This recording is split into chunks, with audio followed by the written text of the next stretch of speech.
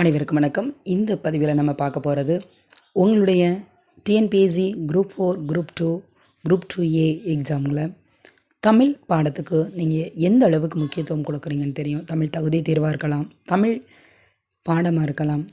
உங்களுக்கு அதிக வினாக்கள் எங்கே இருந்தெல்லாம் வரும், எந்த மாதிரி டாப்பிக்கில், அந்த டாப்பிக்கெல்லாம் பாட புத்தகத்தில் எங்கே இருக்குது, அது புதிய புத்தகமாக இருக்கலாம், இல்லை பழைய பாட பகுதிகளாக இருக்கலாம், எந்த புத்தகத்தில் எந்த இடத்துல இந்த இயல் எல்லாமே கவர் ஆகுது அப்படிங்கிறத டாபிக்ஸ் வாரியாக நான் உங்களுக்கு இந்த வீடியோவில் கொடுத்துருக்கேன். மிகவும் பயனுள்ள வீடியோ. நீங்கள் எடுத்து பாருங்கள், நீங்கள் நோட் பண்ணி வச்சு படிங்க. இல்லை உங்களுக்கு பிடிஎஃப் தான் வேணும் அப்படின்னாலும் நான் உங்களுக்கு டிஸ்கிரிப்ஷனில் இணைக்கிறேன். நீங்கள் எடுத்து டவுன்லோட் பண்ணி வச்சு நீங்கள் பிடிஎஃபாக வச்சு கூட நீங்கள் படிக்கலாம். மிகவும் பயனுள்ளது. படிக்கிற நபர்களுக்கு ஒரு ஆர்வத்தை தூண்டக்கூடியதாகவும், எளிமையாக இந்த புத்தகத்தை புரட்டி தேடிக்கிட்டே இருக்கிற நபர்களுக்கு எளிமையாக்குற விதமாக இந்த வீடியோ அமையும். வாங்க, எந்த புத்தகம், எந்த தலைப்பெல்லாம் எந்தெந்த புத்தகத்தில் எந்தெந்த இயலில் எந்த இடத்துல இருக்குங்கிறத பார்க்கலாம். TNPSC group 4 to 2A Tamil new syllabus based where to study old and new books. அழகு ஒன்று இலக்கணத்திலிருந்து மட்டுமே 25 வினாக்கள். அது பாருங்கள். பிரித்தெழுதல், சேர்த்தெழுதல். ஸோ அது எந்தெந்த புத்தகத்திலேருந்து எப்படிலாம் கேட்குறாங்க, எந்த இடத்துலலாம் அது இருக்குங்கிறத தெளிவாக கொடுத்துருக்கோங்க. அடுத்து பாருங்கள், குரல் நடையில் வேறுபாடு, எந்த புத்தகம், எந்த பருவம், எந்த இயல், எல்லாமே கிளியராக இருக்குங்க. சந்திப்பிழை, எழுத்துப்பிழை, ஒற்றுப்பிழை பாருங்கள். மிகவும் முக்கியமான குறிப்புங்க, ரொம்ப முக்கியம்தான். நீங்கள் பிடிஎஃபாக வச்சுக்கலாம், இல்லை நீங்கள் நோட்ஸ் எடுத்து கூட வச்சு படிக்கலாம். பாருங்கள். அடுத்து பாருங்கள், லகர லகர லகர நகர நகர ரகர ரகர வேறுபாடு. ஸோ அது எந்தெந்த புத்தகத்தில் எங்கெங்கே இருக்குங்கிறத நீங்கள் கிளியராக பார்த்துக்கலாம். அடுத்து பாருங்கள், இனவெழுத்துக்கள். இனவெழுத்துக்கள் 6ஆம் வகுப்பு புத்தகத்தில் இருக்குது. சுற்றெழுத்துக்கள் 6ஆம் வகுப்பு, வினா எழுத்துக்கள் 10ஆம் வகுப்பு, 7ஆம் வகுப்பு, 6ஆம் வகுப்பு, 10ஆம் வகுப்பில் இருக்குது. புதிய புத்தகத்துலையும் இருக்குது, பழைய புத்தகத்துலையும் இருக்குது. அடுத்து பாருங்கள், ஒருமைப்பன்மை அறிதல் 8ஆம் வகுப்பு, 12ஆம் வகுப்பு, 9ஆம் வகுப்பு, 6ஆம் வகுப்பு. வேர்ச்சொல், வினைமுற்று, வினையெச்சம், வினையால் இணையும் பெயர், பெயரெச்சம். ஸோ இதெல்லாம் பாருங்கள். ஸோ இது எல்லாமே மிகவும் முக்கியமானது. ஏன்னா மொழியை ஆழ்வும் பகுதியிலேருந்து எக்கச்சக்க வினாக்கள் வரும். அது எந்த மாதிரினாலும் அவங்க கேட்கலாம். அது மிக முக்கியமானது. ஸோ அடுத்து பாருங்கள், 9ஆம் வகுப்பு, 7ஆம் வகுப்பு, 12ஆம் வகுப்பு சிறப்பு தமிழ் புத்தகம். எதிர்ச்சொல், இலக்கண குறிப்பு பாருங்கள். இலக்கண குறிப்பு 6ஆம் வகுப்பு முதல் 12ஆம் வகுப்பு வரை எல்லா செயல் பகுதியில் இருக்கதை நீங்கள் இலக்கண குறிப்புகள் படிச்சுக்கலாம். அதில் பொருள் கூறுக, அதை அது மேட்ச் பொருத்துக வடிவில் கேட்கலாம். தேர்ந்தெடுத்தெழுத, தவறான கூற்று, தவறான பொருத்தம், இப்படியெல்லாம் கேட்கலாம். நீங்கள் படிச்சுக்கோங்க. எதிர்மறை சொற்கள் படிங்க. அடுத்து பாருங்கள், வினைச்சொல், 2 வினைச்சொற்களின் வேறுபாடு. அது 6ஆம் வகுப்பு பருவம் 3 இயல் 1 இருக்குது. அடுத்து பாருங்கள், அலகு 2. இப்போ அலகு 1 முடித்தோம். அலகு 2 சொல்லகராதி 15 கேள்விகள் இருக்குங்க. அந்த 15 கேள்வியில் ஓரெழுத்து ஒரு மொழி, ஓரெழுத்து ஒரு மொழிகள் என்னென்ன அப்படிங்கிறது 8ஆம் வகுப்பு புத்தகத்தில் தெளிவாக கொடுத்துருக்காங்க. இயல் 1 சொற்பூங்கால இருக்குது, 7ஆம் வகுப்பில் இருக்குது. 7ஆம் வகுப்பு தமிழ் பழையதில் இருக்குது, 6ஆம் வகுப்பு தமிழ் பழைய புத்தகத்துலையும் இருக்குது. ஒரு பொருள் தரும் பல சொற்கள், ஒரு பொருட்பன்மொழி, ஒரு சொல்லிற்கு இணையான வேறு சொல் அறிதல், பல பொருள் தரும் ஒரு சொல். இந்த மாதிரி தலைப்பின் கீழ் பாருங்கள், 9ஆம் வகுப்பு புத்தகம், 8ஆம் வகுப்பு புத்தகம், 7ஆம் வகுப்பு, 11ஆம் வகுப்பு, 10ஆம் வகுப்பு, 9ஆம் வகுப்பில் இருக்குது. பழைய புத்தகங்கள்லையுமே கண்டிப்பாக இருக்குது பாருங்கள்.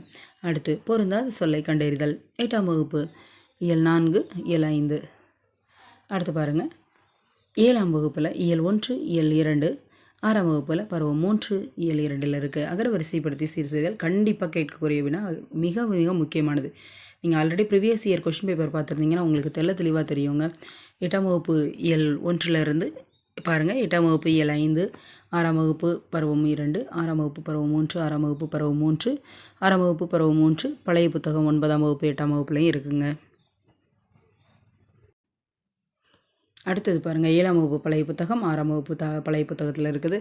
இருபொருள் குறிக்கும் சொற்கள். அதில் 7ஆம் வகுப்பில் பருவம் 1 இயல் 1 இருக்குது, 6ஆம் வகுப்பில் இருக்குது, 6ஆம் வகுப்பு 12ஆம் வகுப்புலையும் இருக்குது.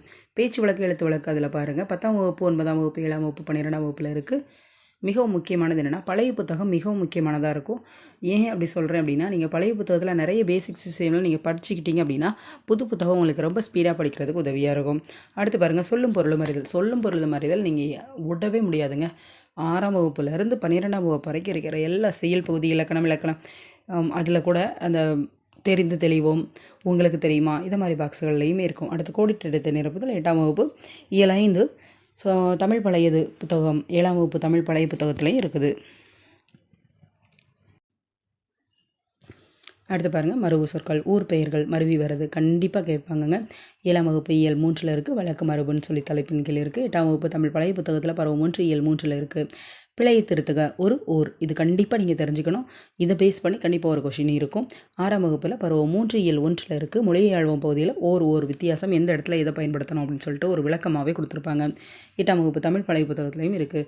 சொற்களை இணைத்து புதிய சொல் உருவாக்குதல், அடைப்புக்குள் உள்ள சொல்லை தகுந்த இடத்தில் சேர்த்தல், எனவே, ஏனெனில், ஆகையால், அதுபோல, அதனால். ஸோ இது இந்த இணை சொற்கள்னு சொல்லுவாங்கள்ல, இணைத்தெழுதுறதுக்கான பயன்படுத்துகிற சொற்கள். அது 8ஆம் வகுப்பு புத்தகம், 7ஆம் வகுப்பு புத்தகம், 7ஆம் வகுப்பு புத்தகம், 6ஆம் வகுப்பு புத்தகத்தில் இருக்குது. 9ஆம் வகுப்பு பழைய புத்தகத்துலையும் இருக்குது. அடுத்து பாருங்கள் அலகு 3 எழுதும் திறன் 15 வினாக்கள் இருக்குங்க மொத்தம். சொற்களை ஒழுங்குபடுத்தி சொற்றொடர் அமைத்தல். இதில் பழமொழிகளை கொடுக்கலாம், சொற்களை கொடுக்கலாம், சொற்றொடர்களை கொடுக்கலாம்.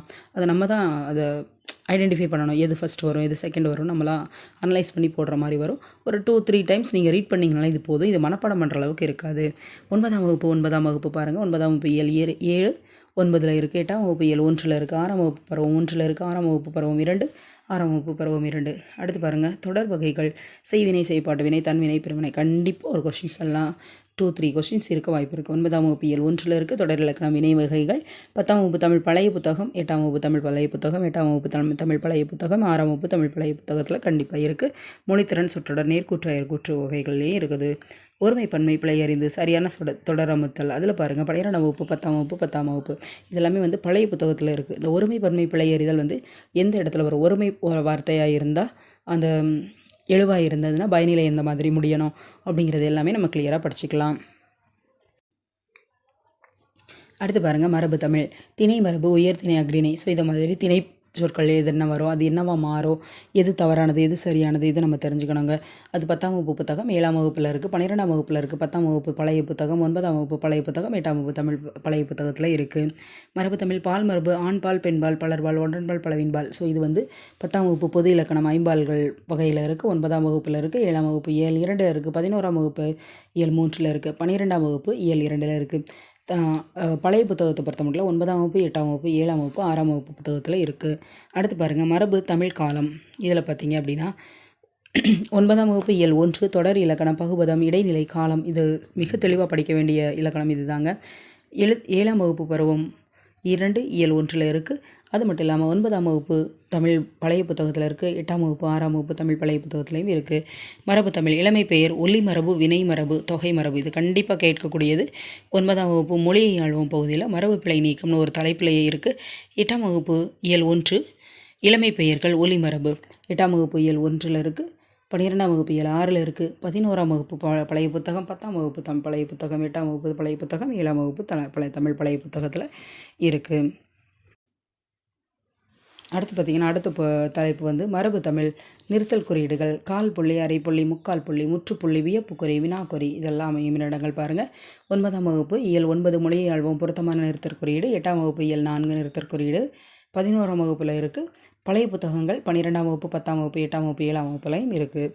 அடுத்து பாருங்கள் அலகு 4 கலைச்சொற்கள். 10 கேள்விகள் கண்டிப்பாக கேட்கக்கூடியது. கலைச்சொற்களை பொறுத்த மட்டும் 6ஆம் வகுப்பு முதல் 12ஆம் வகுப்பு வரை எக்கச்சக்க வார்த்தைகள் இருக்குங்க. அதை ஃபுல்லாகவே நீங்கள் PDF எடுத்து படிக்கலாம். அதை விட மிக சிறப்பானது என்ன அப்படின்னா நீங்கள் டெஸ்ட் எழுதி பார்க்கலாம். தேர்வு எழுதி பார்க்கும்போது மிகவும் நல்லதாக இருக்கும். அந்த 10 வினாக்களில் கண்டிப்பாக மிகவும் சுலபமான ஒரு 5 வினாக்கள் இருக்க போது மிகவும் கொஞ்சம் உங்களை யோசிக்க வைக்கிறமான ஸ்டாண்டர்டான கேள்விகள் ஒரு 5 கேள்விகள் இருக்கும். ஸோ அதற்கு நீங்கள் தயாராகணும் அப்படின்னா டாப் டு பாட்டம், அதாவது 6th-லேருந்து 12th வரைக்கும் இருக்கிற எல்லாத்தையும் கிளியராக நீங்கள் படிக்கணும். 6ஆம் வகுப்பு முதல் 12ஆம் வகுப்பு வரை ஒவ்வொரு இயலிலும் கடைசி பக்கத்தில் உள்ளவை. 11ஆம் 12ஆம் சிறப்பு தமிழ் உட்பட நீங்கள் 10ஆம் வகுப்பு வரைக்கும் படித்தா போதும் அப்படி நீங்கள் நினைக்கலாம். குரூப் 4க்கு நோ, 12th வரைக்கும் கிளியர் கட்டாக நீங்கள் படிக்க வேண்டியது இருக்குது. அதை இது பாருங்கள். 11ஆம் வகுப்பு இயல் 6ல் கலைச்சொல்லாக்கம்ங்கிற வார்த்தையில் இருக்கும். 12ஆம் வகுப்பு தமிழ் புத்தகம் பழையது, 10ஆம் வகுப்பு தமிழ் பழையது, 8ஆம் வகுப்பு தமிழ் பழையது. ஸோ இதுலேயுமே இருக்குது கலைச்சொல் அறிவோம். அடுத்து பாருங்கள் அலகு 5 வாசித்தல் புரிந்து கொள்ளுதல் திறன். 15 கேள்விகள் கேட்பாங்க. அதில் கொடுக்கப்பட்ட பத்திலிருந்து கேட்கப்பட்ட வினாக்களுக்கு விடையை தேர்ந்தல. இது புத்திசாலித்தனமான ஒரு கேள்வி ஒன்று இருக்கும். அதாவது இந்த சிச்சுவேஷனை நீங்கள் எப்படி கையாளுவீங்க, இந்த நபர் எடுக்கக்கூடிய முடிவு சரியா தவறா, இவர் இதை எடுக்கலாமா இதை எடுக்கலாமான்னு சொல்லிட்டு அந்த சிச்சுவேஷனை கொடுத்துட்டு அந்த சூழ்நிலையை உங்களுக்கு கொடுத்துட்டு அதற்கான வினாவை உங்களை யோசிக்க வைப்பாங்க. ஸோ அதுக்கெல்லாம் தகுந்த தயாரிப்போடு தான் நீங்கள் இந்த கேள்வியை கையாள முடியும். பாருங்கள் 8ஆம் வகுப்பு புத்தகம் இயல் 6ல் இருக்குது, இயல் 4 இயல் 8ல் இருக்குது, 7ஆம் வகுப்பு பருவம் 2ல் இருக்குது, 6ஆம் வகுப்பு பருவம் 1ல் இருக்குது, 6ஆம் வகுப்பு பருவம் 2, 6ஆம் வகுப்பு பருவம் 3லையும் இருக்கிறது. அடுத்து பாருங்கள் பழமொழிகள் பொருளறிதல் 9ஆம் வகுப்பு இயல் 1 இயல் 2 8ஆம் வகுப்பு இயல் 2 7ஆம் வகுப்பு இயல் 1. அடுத்து பாருங்கள் 12ஆம் வகுப்பு இயல் 4 பழமொழிகள் இருக்குது. 11ஆம் வகுப்பு தமிழ் பழைய புத்தகம் 9 10ஆம் வகுப்பு பழைய புத்தகம் 8ஆம் வகுப்பு தமிழ் பழைய புத்தகத்திலையும் இருக்கிறது. அடுத்து பாருங்கள் 7ஆம் வகுப்பு தமிழ் பழைய புத்தகம் ஓமை தொடரின் பொருளறிதல் மரபு தொடரின் பொருளறிதல் 10ஆம் வகுப்பு 9ஆம் வகுப்பு 8ஆம் வகுப்பு 7ஆம் வகுப்பு 11ஆம் வகுப்பு புத்தகத்தில் இருக்குது. 12ஆம் வகுப்பில் இருக்குது. 12ஆம் வகுப்பு சிறப்பு தமிழில் இருக்குது. பழைய புத்தகம் 12 10 10 9 8 7 ஓமை தொடரின் பொருளறிதல். கண்டிப்பாக இது கேட்கக்கூடிய வினாக்கள் தான். அடுத்து பாருங்கள் அலகு 7 எளிய மொழி பெயர்ப்பு 5 வினாக்கள். ஆங்கிலம் மற்றும் பிறமொழி சொற்களுக்கு இணையான தமிழ் சொற்கள். அந்த கதைச்சொல் அறிவோம்ங்கிறது ஒரு வார்த்தையை கொடுத்துருப்பாங்க. இது வாக்கியங்களாகவே கொடுத்து அதை அமைக்கிற மாதிரி இருக்கும். இல்லைனா சில வேர்ட்ஸ் மட்டுமே பொறுத்துகையில் கொடுக்கலாம். ஸோ எந்த மாதிரி அவங்க வினாக்கள் எழுப்பினாலும் நம்மளால் பதிலளிக்க முடியணுங்க. 9ஆம் வகுப்பு இயல் 4 7ஆம் வகுப்பு பருவம் 2 6ஆம் வகுப்பு பருவம் 1 6ஆம் வகுப்பு பருவம் 1 அடிக்கோடிட்ட சொற்களுக்கு இணையான தமிழ் சொற்கள் இந்த தலைப்பில் கூட கேட்பாங்க. 6ஆம் வகுப்பில் இருக்குது. 11ஆம் வகுப்பில் இருக்குது. 11ஆம் வகுப்பில் இருக்குது. அதே மாதிரி 12ஆம் வகுப்புலையும் இருக்குது. 10ஆம் வகுப்பு தமிழ் பழைய புத்தகத்திலையும் இருக்கிறது. அடுத்து பாருங்கள் பயன்பாட்டில் உள்ள ஆங்கில சொற்களை மொழிபெயர்த்தல் மொழிபெயர்ப்பு புரிந்து கொள்ளுதல் 9ஆம் வகுப்பு இயல் 1 2 மொழியை ஆள்வோம் மொழியாக்க தமிழையை ஆள்வோம் என்று மொழிபெயர்ப்பு பகுதியாகவும் கொடுத்துருக்காங்க. அடுத்த வினா பாருங்கள் 9ஆம் வகுப்பு 11ஆம் வகுப்பு 12ஆம் வகுப்பு 9ஆம் வகுப்பு 8ஆம் வகுப்பு 7ஆம் வகுப்பு. ஸோ இந்த பாடங்களில் தமிழ் பழைய புத்தகமும் உங்களுக்கு கிடைக்கும் பட்சத்தில் அதையும் நீங்கள் எடுத்து படிக்கிறது மிகவும் சிறப்பானது. எளிய மொழிபெயர்ப்பு அதில் பாருங்கள் 10ஆம் வகுப்பு இயல் 5 9ஆம் வகுப்பு இயல் 6 7ஆம் வகுப்பு தமிழ் பழைய புத்தகம் 6ஆம் வகுப்பு தமிழ் பழைய புத்தகத்தில் இருக்கிறது. அடுத்த அலகு பாருங்கள் அலகு 7 இலக்கியம் தமிழ் அறிஞர்கள் தமிழ் தொண்டும். இதில் 15 கேள்விகள் கேட்க வாய்ப்பு இருக்குங்க. அது திருக்குறள் 6 முதல் 12ஆம் வகுப்பு வரைக்கும் புதிய பழைய புத்தகத்தில் உள்ள எல்லா திருக்குறளில் உள்ள அர்த்தங்கள் இலக்கியம் அந்த ஆசிரியரை பற்றி ஆசிரியர் குறிப்பு நூல்வெளி பகுதிகள் எல்லாம் இருக்குல்ல அது ஃபுல்லாகவே நம்ம படிக்கணும். அப்படி படிக்கும்போது நம்மளால் அந்த 15 கேள்விகளுக்கு சரியான விடையளிக்க முடியும். பாருங்கள் ஒழுக்கமுடைமை பறையுடைமை ஊக்கமுடைமை விருந்தோம்பல் அரண் வலியுறுத்தல் ஈகை பெரியாரை துணை கோடல் வினை சொல்வகை அவை அஞ்சாமை கண்ணோட்டம். ஸோ திருக்குறளுக்கு மிக முக்கியமான ஒரு இடம் கொடுக்கறதுனால கண்டிப்பாக நீங்கள் படித்து தான் ஆகணுங்க. அன்புடைமை கல்வி நடுநிலைமை கூடா ஒழுக்கம் கல்லாமை செங்கோன்மை பண்புடைமை நட்பாராயுதல். ஸோ இது எல்லாமே நீங்கள் படிக்க வேண்டியதாங்க. மிகவும் தெளிவாக நீங்கள் படிச்சுக்கணும். அடுத்து பாருங்கள் புறங்கூறாமை அருளாமை நாலடியார் பார்த்தீங்கன்னா அப்படின்னா 7ஆம் வகுப்பில் இருக்குது. 6ஆம் வகுப்பு தமிழ் பழைய புத்தகத்தில் இருக்குது. நான்மணிக்கடிகை 6ஆம் வகுப்பு பழைய புத்தகத்தில் இருக்குது. பழமொழி 400 7ஆம் வகுப்பு 6ஆம் வகுப்பு தமிழ் பழைய புத்தகத்தில் இருக்குது. அடுத்து பாருங்கள் முதுமொழி காஞ்சி 7ஆம் வகுப்பு பழைய புத்தகத்தில் இருக்குது. அடுத்து பாருங்கள் திரிகடுகம் 7ஆம் வகுப்பு பழைய புத்தகத்தில் இருக்குது. இன்னா 40 12ஆம் வகுப்பு சிறப்பு தமிழ் புத்தகத்தில் இருக்குது. சிறுபஞ்சம் மூலம் 9ஆம் வகுப்பு இயல் 5 இருக்குது. ஏலாதி பழைய புத்தகம் 10ஆம் வகுப்பில் இருக்குது. ஔவையார் 8ஆம் வகுப்பு இயல் 7 6ஆம் வகுப்பு பருவம் 2 12ஆம் வகுப்பு இயல் 4 7ஆம் வகுப்பு தமிழ் பழைய புத்தகம் 6ஆம் வகுப்பு தமிழ் பழைய புத்தகத்தில் இருக்குது.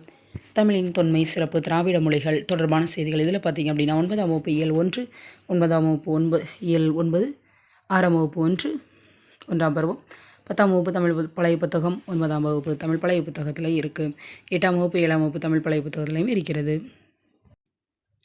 அடுத்து பார்த்திங்க அப்படின்னா உ.வே. சாமிநாத ஐயர் தேப்போ மீனாட்சி சுந்தரம் சி இளங்குவனார். இதில் 6ஆம் வகுப்பு பழைய முதல் பருவம் தமிழ் தாத்தா அவங்களோட இதில் இவங்களோட இந்த சிறப்பான கொடுத்துருக்க தலைவர்களை பற்றி கேட்கும்போது அதை நம்ம கொஞ்சம் இன்டெப்த்தாக படிக்கணும். ஏன் அப்படின்னா அதை கூற்று காரணங்களை கொடுப்பாங்க. சரியான கூற்று எது தவறான கூற்று நம்ம சரி நினைப்போம் அது தவறாக இருக்கும், தவறான நினைப்போம் அது சரியாக இருக்கும். ஸோ அதனால் கொஞ்சம் மீனிங்ஃபுல்லாக உங்களுக்கு நல்லா புரிகிற மாதிரி பொருளுடன் படிக்கிறது மிகவும் சிறப்பானது. தேவநேய பாவாணர் அவங்கள பார்த்தீங்க அப்படின்னா 10ஆம் வகுப்பு இயல் 1 தமிழ் சொல்வளத்தில் இருக்குது. 8ஆம் வகுப்பு தமிழ் பழைய புத்தகத்துலேயும் இருக்குது. அடுத்து பார்த்திங்க அப்படின்னா பாவலேரர் பெருஞ்சித்திரனார் 10ஆம் வகுப்பு இயல் 1 6ஆம் வகுப்பு பருவம் 1 9ஆம் வகுப்பு தமிழ் பழையது ஜி.யு. போப் 8ஆம் வகுப்பு பழமையானது ஜி.யு. போப் 11ஆம் வகுப்பு இயல் 4 ஜி.யு. போப். இதில் பாருங்கள் வீரமாமுனிவர் 10ஆம் வகுப்பு இயல் 9 இருக்கிறாங்க. தீம்பாவணி 8ஆம் வகுப்பு தமிழ் பழைய புத்தகம். அடுத்து பாருங்கள் பருவம் 1 பருவம் 2 இருக்கிறாங்க. பாவேந்தர் பாரதிதாசன் 9ஆம் வகுப்பு இயல் 5 7ஆம் வகுப்பு பருவம் 2 6ஆம் வகுப்பு இயல் 1 11ஆம் வகுப்பு இயல் 7 8ஆம் வகுப்பு தமிழ் பழைய புத்தகம் 7ஆம் வகுப்பு தமிழ் பழைய புத்தகம் 6ஆம் வகுப்பு தமிழ் பழைய புத்தகம்.